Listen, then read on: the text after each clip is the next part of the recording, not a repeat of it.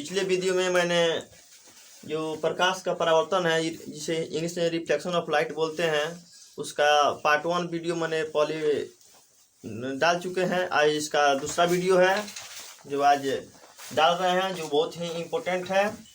ये बहुत ही मतलब कि एग्जाम के व्यू से बहुत ही अच्छा सिद्ध होगा अगर आप लोग पढ़ लेंगे तो। ऑब्जेक्टिव बहुत इसे पूछता है। चलिए पढ़ते हैं। समतल दर्पण द्वारा बने प्रतिबिंब की विशेषताएं। जो समतल दर्पण होता है, जो मिरर होता है, उसके बारे में हम लोग क्या पढ़ेंगे? विशेषताएं, जिसके द्वारा प्रतिबिंब कैसे बनता है और किस प्रकार बनता है। चलिए देखिए, पहला पॉइंट है प्रतिबिंब। पहला पॉइंट है प्रतिबिंब दर्पण के पीछे बनता है। यानी प्रतिबिंब कहाँ बनेगा? मान लीजिए कोई दर्पण है और उसमें आप वस्तु को देख रहे हैं, तो प्रतिबिंब कहाँ बनेगा? दर्पण के पीछे बनता है।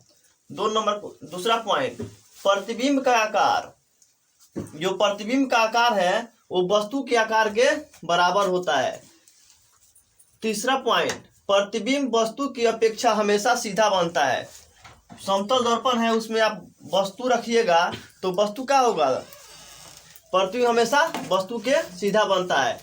4 नंबर पॉइंट, प्रतिबिंब पार्श्विक रूप से उल्टा बनता है। यानी प्रतिबिंब किस रूप से उल्टा बनता है? पार्श्विक रूप से उल्टा बनता है। 5 नंबर, प्रतिबिंब आभासी होता है। प्रतिबिंब कैसा होता है? 5 नंबर, प्रतिबिंब आभासी होता है और तो हम इसे पर्दे पर नहीं प्राप्त कर सकते हैं। जो समतल दर्पण में प्रतिबिंब बनता है उसको हम पर्दे पर नहीं प्राप्त कर सकते हैं। 6ठा पॉइंट है, प्रतिबिंब दर्पण से उतना ही पीछे बनता है जितना वस्तु दर्पण से आगे है। मान लीजिए यहाँ पर कोई वस्तु रखे हैं, यहाँ दर्पण है, तो प्रतिबिंब कहाँ बनेगा? जितना दूर यहाँ, इतना दूर इधर है, इतना दूर ही पीछे प्रतिबिंब बनेगा। 6ठा पॉइंट है, प्रतिबिंब दर्पण से उतना ही पीछे बनता है जितना वस्तु दर्पण से आगे रखा है, अर्थात सामने रहता है। चलिए, अब समतल दर्पण कंप्लीट हुआ। अब गोलीय दर्पण। एक गोलीय दर्पण, मान लीजिए गोलीय दर्पण है, ये गोलीय दर्पण है। गोलीय दर्पण 2 प्रकार का होता है, एक अवतल दर्पण, एक ये दर्पण। अब समझिए गोलीय दर्पण किसे कहते हैं। गोलीय दर्पण उस दर्पण को कहते हैं जिसका परावर्तक सतह किसी खोखले गोले की तरह होता है। गोलीय दर्पण किसे कहते हैं? गोलीय दर्पण उस दर्पण को कहते हैं जिसका परावर्तक सतह किसी खोखले गोले की तरह होता है। तो गोलीय दर्पण आप लोग समझ गए। गोलीय दर्पण उस दर्पण को कहते हैं जिसका दर्पण खोखले सतह की तरह होता है। मान लीजिए खोखला है। ये गोलीय दर्पण कितने प्रकार का होता है? गोलीय दर्पण 2 प्रकार का होता है। 1 नंबर अवतल दर्पण,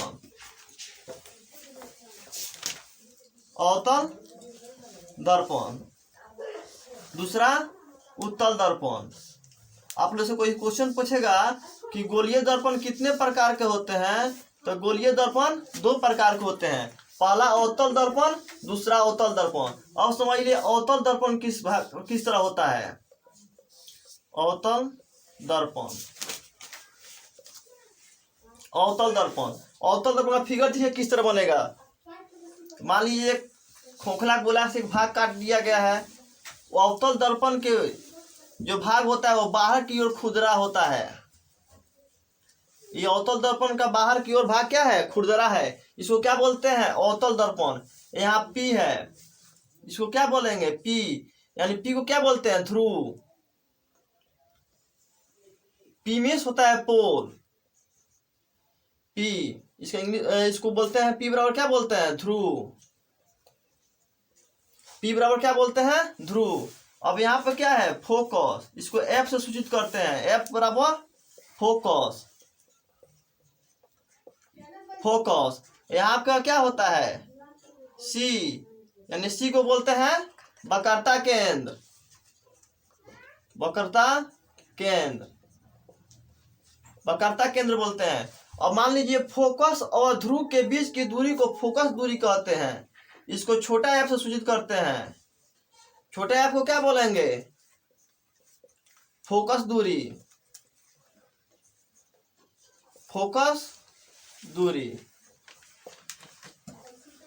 अब इसको क्या बोलेंगे? अनंत।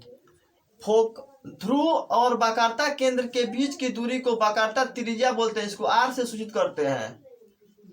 आर बराबर वक्रता त्रिज्या। आप लोग समझ लीजिए कि ये ध्रुव है, इसको इंग्लिश में पोल बोलते हैं, इसको पोल बोलते हैं। यहाँ इसको फोकस बोलते हैं। फोकस और ध्रुव के बीच की दूरी को फोकस दूरी बोलते हैं। इसको वक्रता केंद्र बोलते हैं। और वक्रता केंद्र और फोकस के बीच की दूरी को क्या बोलते हैं? वक्रता त्रिज्या कहते हैं। एक रिलेशन यहाँ से आप लोगों को होगा। मान लीजिए आर बराबर दे दिया है, आर बराबर दे 10। आपको एफ फोकस दूरी निकालने के लिए बोले तो फोकस दूरी का फॉर्मूला होता है एफ बराबर r/2 होता है। यह एक फॉर्मूला है। अब चलिए अवतल दर्पण के जो वस्तु प्रतिबिंब कहाँ बनेगा, कैसा बनेगा, अभी शुरू कर रहे हैं। जब अवतल दर्पण में प्रतिबिंब कैसे बनेगा और कहाँ बनेगा, एक ही फिगर में सभी जहाँ भी वस्तु रखिए आप, एक ही फिगर में सभी चीज़ों को दिखाए हैं।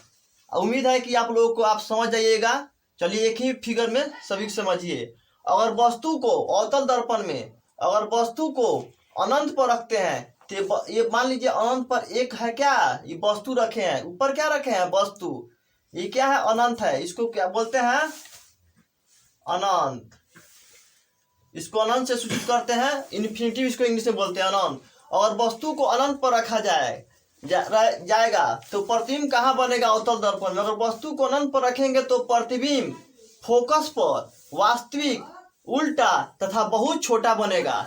मान लीजिए यहाँ पर वस्तु है अनंत पर, एक छोटा सा फिगर समझा रहे हैं आप लोगों को। ये दर्पण है, ये ध्रुव है, ये फोकस है, ये वक्रता केंद्र है, ये अनंत है। अगर वस्तु यहाँ पर रखे हैं, अनंत पर रखे हैं, तो इस तरह आएगा दर्पण से और प्रतिबिंब क्या होगा? टकराएगा और फोकस पर प्रतिबिंब बनाएगा।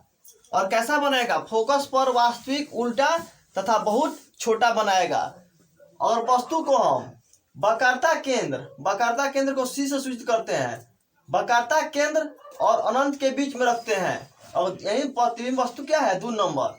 अगर वस्तु को अनंत और वक्रता केंद्र के बीच में रखते हैं तो जो प्रतिबिंब है वो वक्रता केंद्र यानी सी तथा फोकस, वक्रता केंद्र तथा फोकस के बीच में बनेगा, वास्तविक बनेगा, उल्टा बनेगा तथा छोटा बनेगा।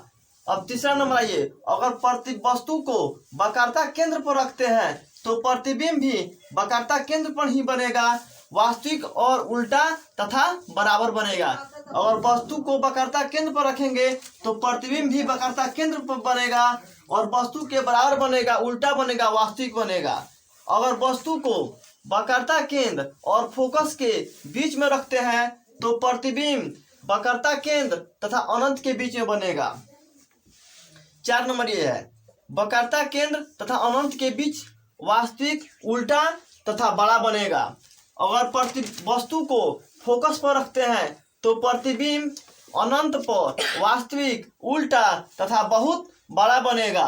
अगर प्रतिबिंब को फोकस और ध्रुव के बीच में रखते हैं, अगर वस्तु को फोकस और ध्रुव के बीच में रखते हैं तो प्रतिबिंब कहाँ बनेगा? दर्पण के पीछे बनेगा, यानी इस साइड में बनेगा प्रतिबिंब। आपको आप वस्तु को फोकस और ध्रुव के बीच में रखते हैं तो प्रतिबिंब कहाँ बनेगा? दर्पण के पीछे बनेगा। दर्पण के पीछे आभासी, काल्पनिक, सीधा तथा बड़ा बनेगा। इस तरह आप लोगों से कोई क्वेश्चन पूछेगा कि अवतल दर्पण में प्रतिबिंब कैसे बनेगा, तो अवतल दर्पण में प्रतिबिंब बनेगा आपका वास्तविक, आभासी, काल्पनिक, छोटा, बहुत छोटा, बराबर, बड़ा, बहुत बड़ा तथा सीधा बनेगा प्रतिबिंब। इस तरह आप लोग अवतल दर्पण